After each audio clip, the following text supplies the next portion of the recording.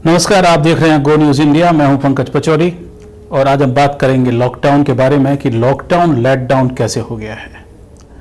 Lockdown का तीसरा चरण शुरू हो गया है और तीसरे चरण में हालात यह है कि देश भर से तस्वीरें आ रही हैं कि किस तरह से लोग शराब की दुकानों पर इकट्ठा हो रहे हैं और पुलिस उनको मारकर भगा रही है।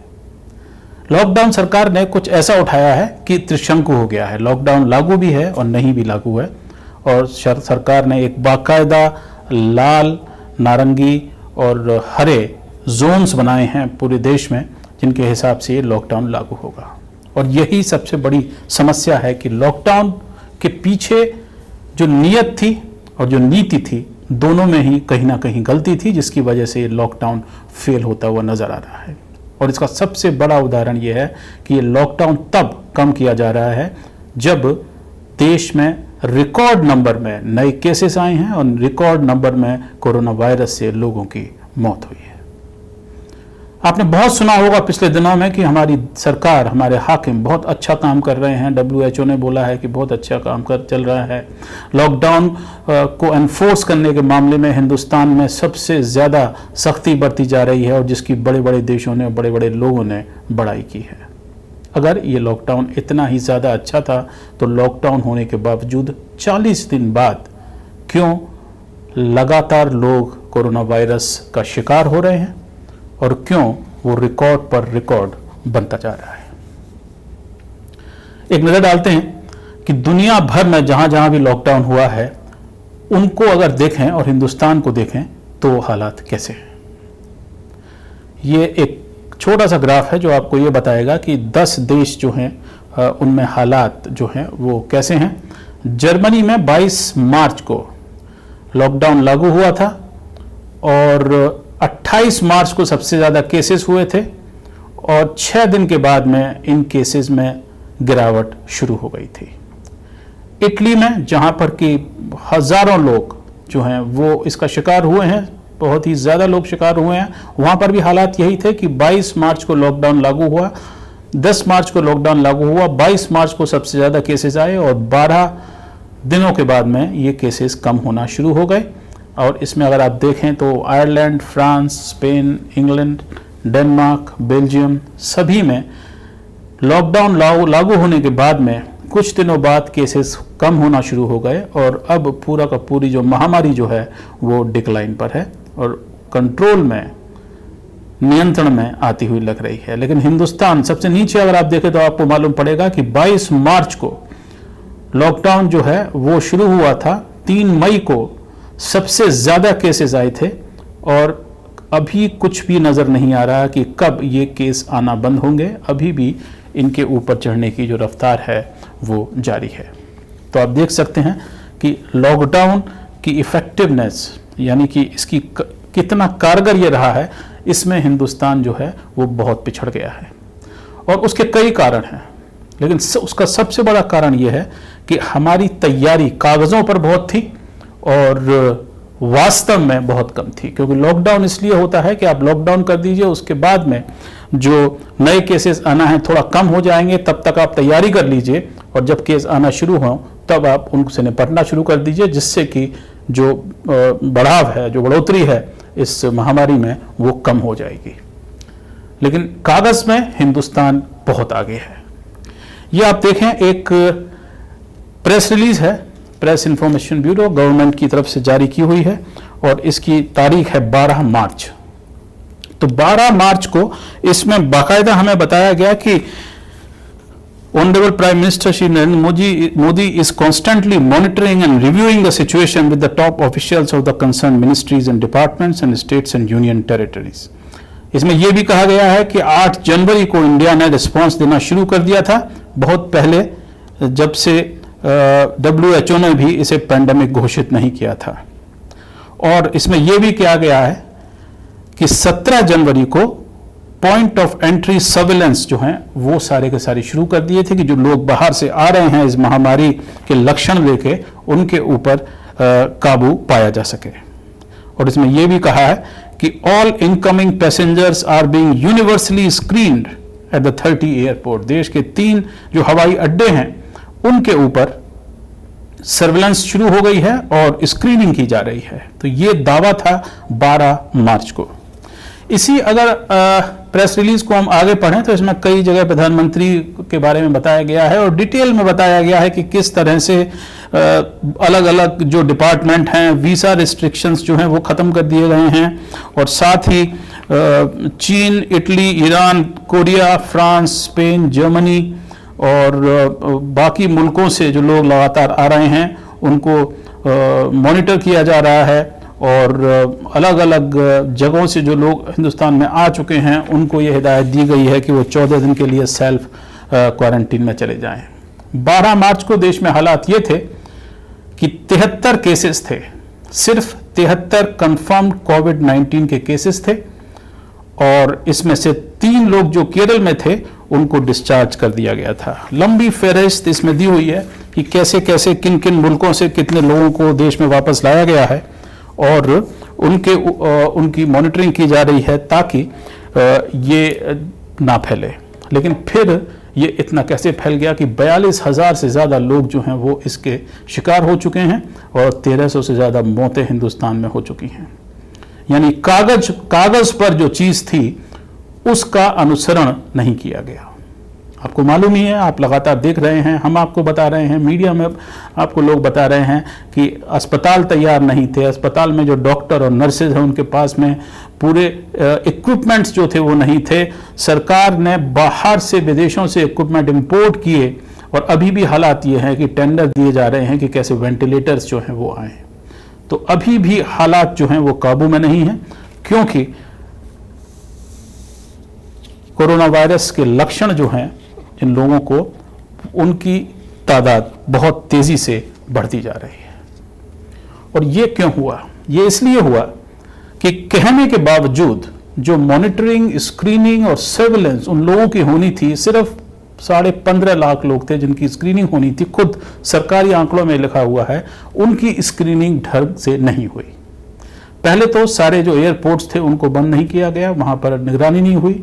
24 मार्च को इस प्रेस रिलीज के 12 दिन बाद 24 मार्च को राष्ट्रपति ट्रंप गुजरात पहुंचे और वहां पर बहुत बड़ा जलसा हुआ, जिसमें उन्हीं के हिसाब से लाखों लोगों ने भाग लिया, और आपने भी वो तस्वीरें देखी। ये नहीं हुआ।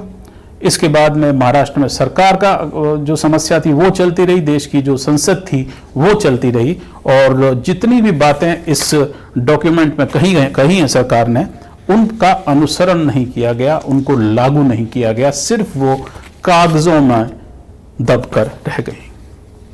और वो इसलिए क्योंकि हमारे मुल्क के जो लोग हैं वो मुल्क के हाकिम उन्हें जैसे देखते हैं उसमें बहुत बड़ा फर्क है। हम आपको दिखाते हैं ये फर्क कैसे है। क्या समझते हैं सरकारी जो कर्मचारी हैं हमारे उसको? ये देखिए, ये जारी किया गया था 9 बजे से 9 मिनट तक कि घर में आप बैठिए और दिया जलाइए। अब इसमें जो तस्वीर है ये बिल्कुल कहने वाली तस्वीर है, ये सरकारी तस्वीर है कि इसमें एक परिवार है जिसमें बड़े बूढ़े माँ बाप हैं, उनका बच्चा है या उनकी लड़की है और उनके 2 बच्चे हैं, और वो घर में दिए जलाते हुए बैठे हुए हैं। तो ये हालात, जो दिमाग जो है सरकार का, वो हिंदुस्तान के परिवार को कुछ ऐसे समझता है। और हिंदुस्तान का परिवार कैसा है ये भी आप देख लीजिए। हिंदुस्तान का परिवार ये है जो लॉकडाउन होने के बाद में सबके सामने आया, और हजारों की संख्या में, हजारों समझिए लाखों की संख्या में लोग बड़े बड़े शहरों से अपने गांवों को चले गए।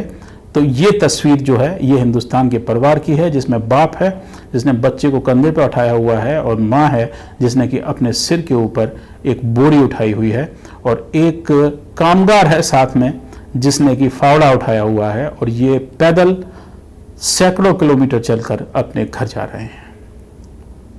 तो ये फर्क जो है, जो सरकार समझती है लोग कैसे मुल्क में रहते हैं और लोग मुल्क में वास्तव में कैसे रहते हैं, उसमें बहुत बड़ा अंतर है।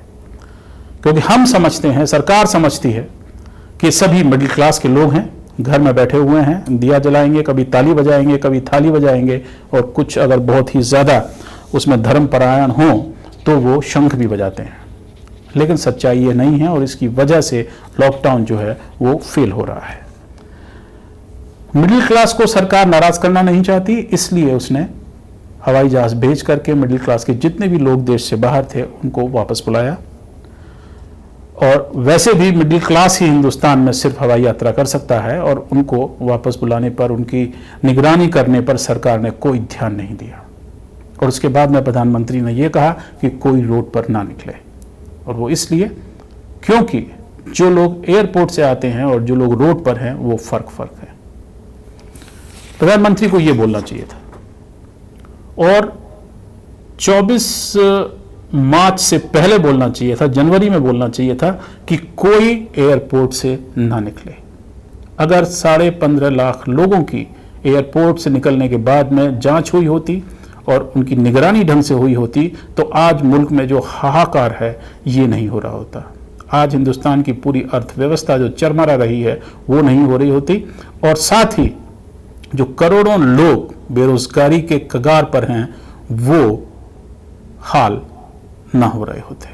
क्योंकि हम समझते हैं कि हिंदुस्तान मिडिल इनकम कंट्री है, जबकि हिंदुस्तान एक गरीब देश है, और गरीब जो है वो सड़कों पर है। और इसीलिए लॉकडाउन की पूरी जो नीति थी वो फेल हो गई।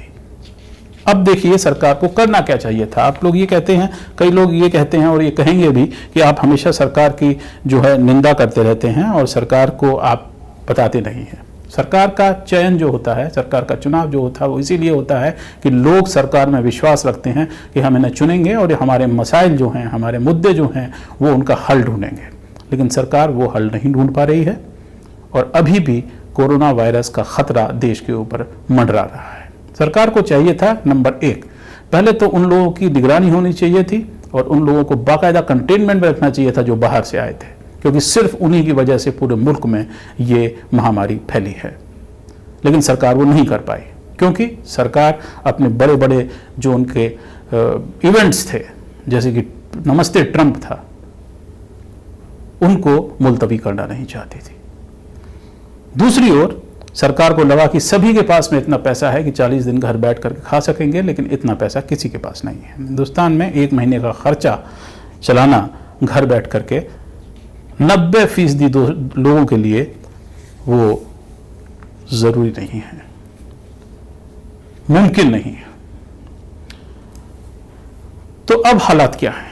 अब हालात ये हैं कि अगर हिंदुस्तान का नक्शा उठा के देखते हैं, और ये बहुत ही साधारण सरल सा नक्शा है, और इस नक्शे में साफ साफ है कि इस समय देश के 20 जिलों में 75% से ज्यादा कोरोना वायरस के शिकार लोग जो हैं वो मौजूद हैं। यानी कि शुरुआत से ही अगर हम 20 जिलों पर ध्यान देते तो हमें पूरे देश को लॉकडाउन के में झोंकने की जरूरत नहीं पड़ती। और आप देख सकते हैं इसमें मुंबई है, पुणे है, थाने, नासिक, औरंगाबाद, अहमदाबाद, सूरत, वडोदरा, चेन्नई, जयपुर, जोधपुर, कोटा, इंदौर, भोपाल, आगरा, कानपुर सिटी, कर्नूल, गुंटूर, कृष्णा और हैदराबाद, ये ज़िले हैं जिनमें इस समय 75% से ज़्यादा लोग जो शिकार हैं वो मौजूद हैं। और इसके अलावा पूरे देश में जो है वो 25% सिर्फ जो लोग हैं वो कोरोना वायरस के शिकार हैं।